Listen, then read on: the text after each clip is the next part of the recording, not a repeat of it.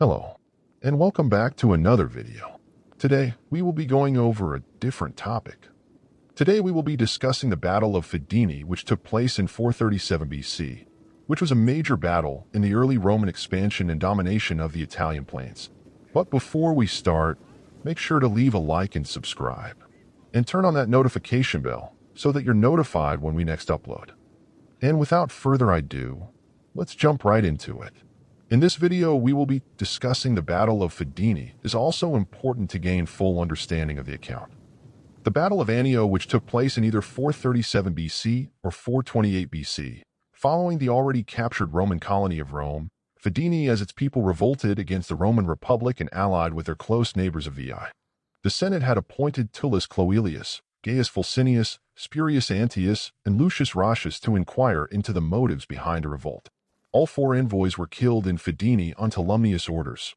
One historical tradition calls this an accident, saying that the Fidenates mistook a lucky dice roll by Tolumnius as an order to kill their Roman visitors.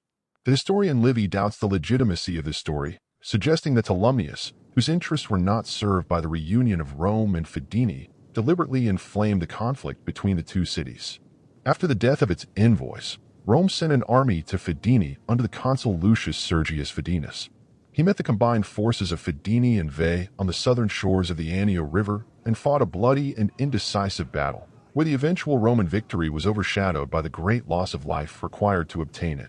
The Romans were unsatisfied with the results of such a battle and appointed Mamercus Aemilius Mamercus to conduct the war as a dictator. He chose Lucius Quinctius Cincinnatus as his magister equitum and Titus Capitolinus Barbatus and Marcus Fabius Vibulanus as his lieutenant generals.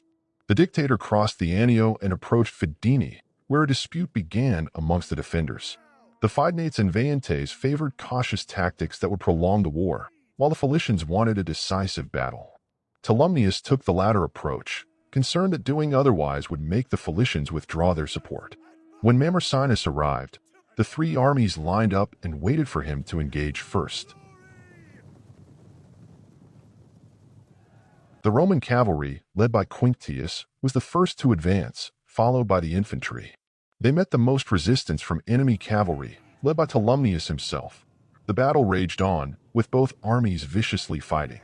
The Roman cavalry was then supported by the infantry, which pushed the Fidenate forces back.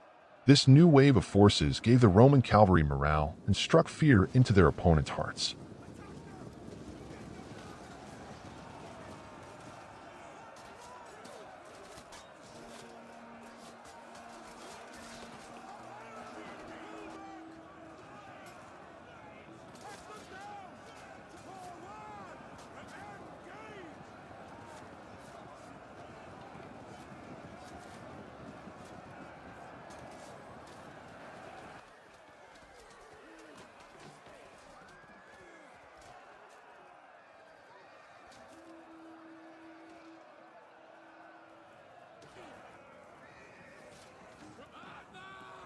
But there was a sudden turn of events that led to an easy Roman victory as Tolumnius, the leader of the Fidenates, was unhorsed and killed by Aulus Cornelius Cassus. This caused the Fidenates to begin to lose morale. And soon after, the cavalry was routed, and the entire army distraught at the death of their leader. The Romans advanced into the enemy lines, slowly breaking their spirit.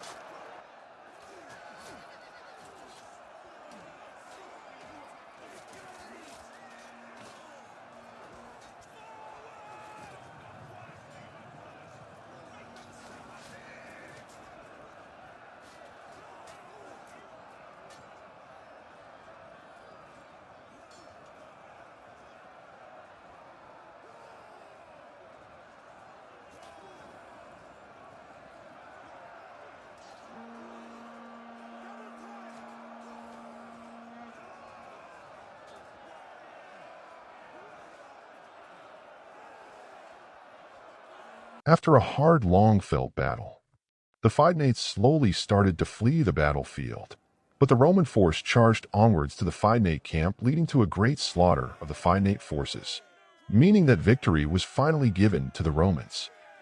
Prior to the battle, Tolumnius had sent a detachment around the nearby hills in order to sabotage the Roman camp behind their lines.